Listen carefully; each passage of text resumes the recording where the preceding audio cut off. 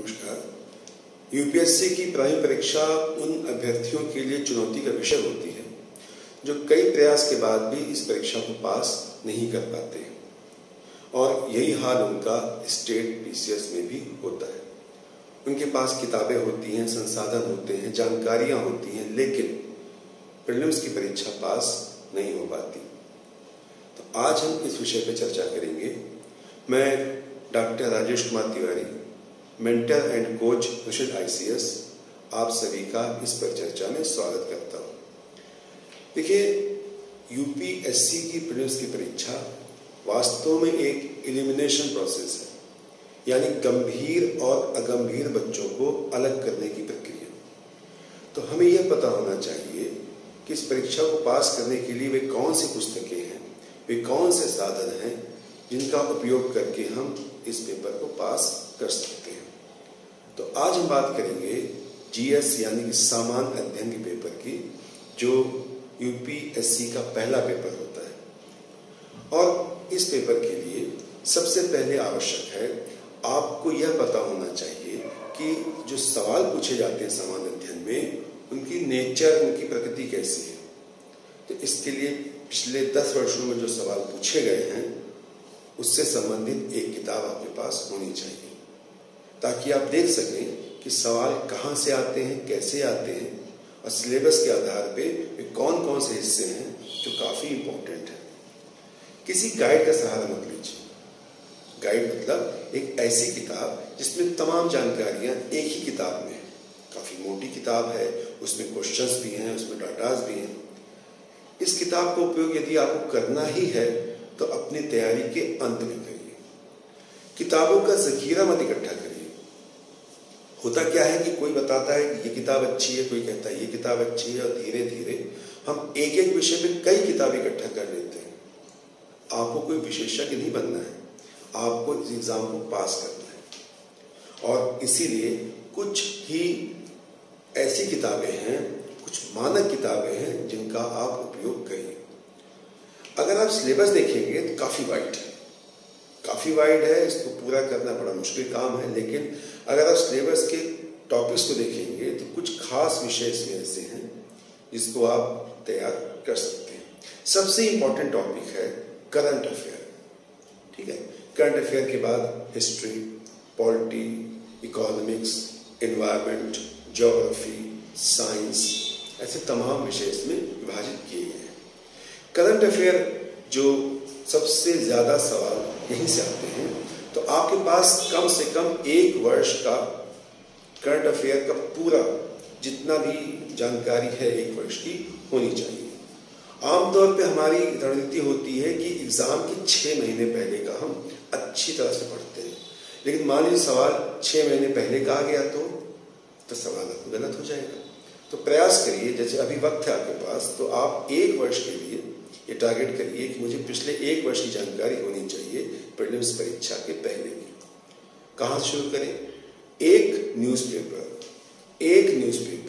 आप पढ़िए, चाहे अंग्रेजी का हो चाहे हिंदी का हो।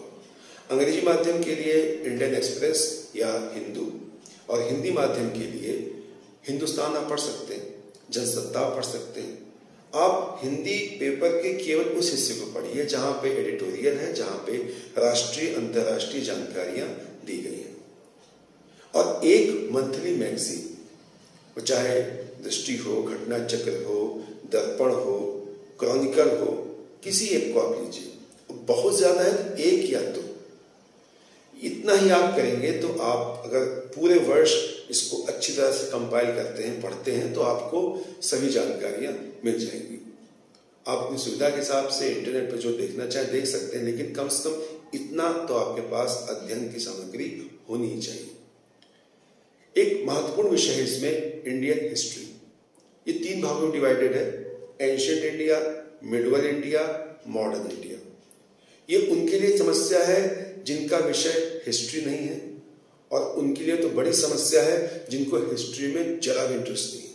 उनको लगता है कि बहुत वाइड पढ़ना पड़ता होगा। हाँ, सिलेबस तो वाइड है ही, लेकिन इसके लिए किताबें बहुत ज़्यादा नहीं पढ़नी है। कम से कम प्रीलिम्स की मैं बात करूँ तो एंशिएंट इंडिया के लिए आप पढ़ सकते हैं R S Sharma, medieval India के लिए सतीश चंद्रा की किताब आती है, और मॉडर्न इंडिया के लिए एक किताब आप पढ़ लीजिए, विपिन चंद्रा की फ्रीडम स्ट्रगल की है, और एक किताब है स्पेक्ट्रम प्रकाशन की किताब है modern brief history of modern India. ये 4 किताबें पर्याप्त, ठीक है। वैसे तो और भी किताबें हैं, लेकिन 4 किताबें आप पढ़िए, इसमें से आपको सवाल सारे मिल जाएंगे, ठीक है।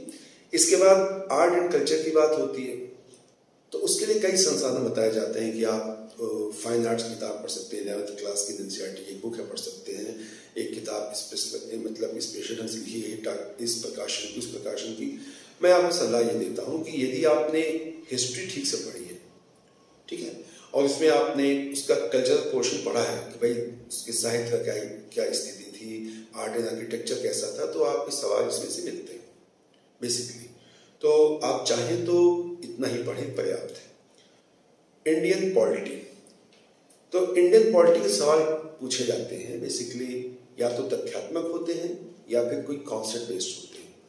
आपके पास केवल 2 पुस्तकें होनी चाहिए, एक एम लक्ष्मीकांत की किताब इंग्लिश और हिंदी में उपलब्ध है, और दूसरी बेयर्स एक्ट, ठीक है। बेयर्स एक्ट के तहत आप अधिनियम, संशोधन, आर्टिकल्स इनको समझ सकते हैं, और लक्ष्मीकांत ये जो किताब है ये पर्याप्त है, कम से कम यूपीएससी के स्टैंडर्ड को देखते हुए। तो इन दोनों किताबों की सहायता से आप अपने नोट्स को तैयार करिए। इकोनॉमिक्स, इसमें सवालों की जो प्रकृति है वो ऐसी है कि पारंपरिक सवाल थोड़ा कम हो गए हैं, ठीक है। ज्यादा सवाल पूछे जा रहे हैं करंट एस्पेक्ट, यानी कोई योजना है, जैसे आपका बजट है, इकोनॉमिक सर्वे है, किसी योजना में निवेश किया गया, इस तरह की घटनाओं पर ज्यादा सवाल पूछे जाते हैं। तो ये आप करंट अफेयर्स तैयार कर सकते हैं। जो इसका पारंपरिक अध्ययन है उसके लिए आप 11th-12th की एनसीईआरटी, और यदि आप और बेहतर ढंग से समझना चाहते हैं तो 2 किताबें आपको बता रहा हूँ, दोनों में से कोई एक किताब आप ले सकते हैं। दोनों किताबें इंडियन इकोनॉमी पे हैं, और एक के लेखक हैं रमेश सिंह, और एक किताब के लेखक हैं संजीव वर्मा। जिसकी भाषा अच्छी है आप ले सकते हैं, ठीक है। इसके बाद एक टॉपिक इकोलॉजी इन्वायरमेंट, पिछले कुछ वर्षों में इस विषय ने अपनी महत्ता स्थापित की है, इसके सवाल ज्यादा पूछे जा रहे हैं, प्रीलिम्स में भी और मेंस में भी, और काफी इंपॉर्टेंट क्योंकि निबंध में भी कई सवाल हमको यहाँ से मिल जाते हैं। अच्छा, इसके लिए ज्यादा पढ़ने की आवश्यकता नहीं, किताबें बहुत हैं, लेकिन मैं आपको केवल एक किताब बताऊंगा। यदि आप अंग्रेजी माध्यम के स्टूडेंट हैं तो आपके लिए किताब है शंकर आईएएस की, जो किताब चलती है एनवायरमेंट की, काफी अच्छी किताब है। एक ही किताब में आपको सही जानकारियां, समझ जानकारियां मिल जाती हैं। और यदि आप हिंदी माध्यम के स्टूडेंट बेटा, तो आपके लिए सबसे अच्छी किताब है वाणी प्रकाशन की आती है एनवायरमेंट और इकोलॉजी पर, पर्यावरण पारिस्थितिकी। आप इससे ज्यादा प्रयास मत करिए। हाँ, जो इसके करंट एस्पेक्ट के क्वेश्चंस आते हैं, कोई घटना घट गई, भूकंप आ गया, कोई डिजास्टर हो गया, इस तरह की जानकारी के लिए तो करंट अफेयर का हिस्सा तो आपके लिए है ही। इसके अलावा एक विषय है इसमें ज्योग्राफी का, Indian geography and world geography, 2 भागों में विभाजित है। सबसे पहले आपके पास एक अच्छी एटलस होनी चाहिए, ऑक्सफोर्ड प्रकाशन की एटलस ले लीजिए, और 11th-12th की एनसीईआरटी पढ़ लीजिए। एक किताब जीसी लियोंग की आती है फिजिकल एंड ह्यूमन ज्योग्राफी, वो आप ले सकते हैं, इतनी पर्याप्त है। इसमें एक छोटी समस्या ये बनती है कि मान लीजिए कि आप कोयला या पेट्रोल इस तरह की चीजें आप पढ़ रहे हैं कि भाई किस देश में मैक्सिमम प्रोडक्शन होता है, किस राज्य में मैक्सिमम प्रोडक्शन होता है, तो कभी कभी क्या होता है कि इसके डाटा वेरी कर जाते हैं कि वो कल तक उड़ीसा में था, फिर मध्य प्रदेश का हो गया। चांदी के मामले में पेरू, मैक्सिको, चिली, तांबे के मामले में, ऐसे तमाम चीजें जो है चेंज होती रहती है, ठीक है। तो थोड़ा उसको अपडेट रखिए, यानी उस किताब को लीजिए। इसके साथ आपको इसकी अद्यतन जानकारी वेबसाइट्स मिल जाती है कि इस समय किस राज्य की क्या स्थिति है, ठीक है। इसके बाद एक है साइंस का टॉपिक, तो ये 2 भागों में डिवाइडेड है, जनरल साइंस और science and technology. Science and technology के सवाल बेसिकली करंट अफेयर से जुड़े होते हैं। कोई रॉकेट का प्रक्षेपण हुआ, कोई नई खोज हुई, तो करंट अफेयर पर्याप्त है इसके लिए। उसमें काफी जानकारियां होती हैं। जो मंथली मैगजीन्स होती हैं इसमें विज्ञान को लेकर के एक अलग सेक्शन ही होता है, उसको आप देखिए, उसमें तमाम जानकारी आपको मिल जाती है। जहां तक जनरल साइंस की बात है बेटा, तो इसमें 6th, 7th, 8th, 9th, 10th, इसमें भी यदि आप 6, 7 छोड़ देते हैं एनसीईआरटी की, 8th, 9th, 10th इसको आप अच्छी तरह से पढ़ लीजिए, तो आपके सवाल इसमें से मिल जाते हैं। क्योंकि साइंस के सवाल वैसे नहीं पूछे जाते, बहुत ही सामान्य क्वेश्चन पूछे जाते हैं और आपको उसकी जानकारी इन किताबों से मिल जाती है।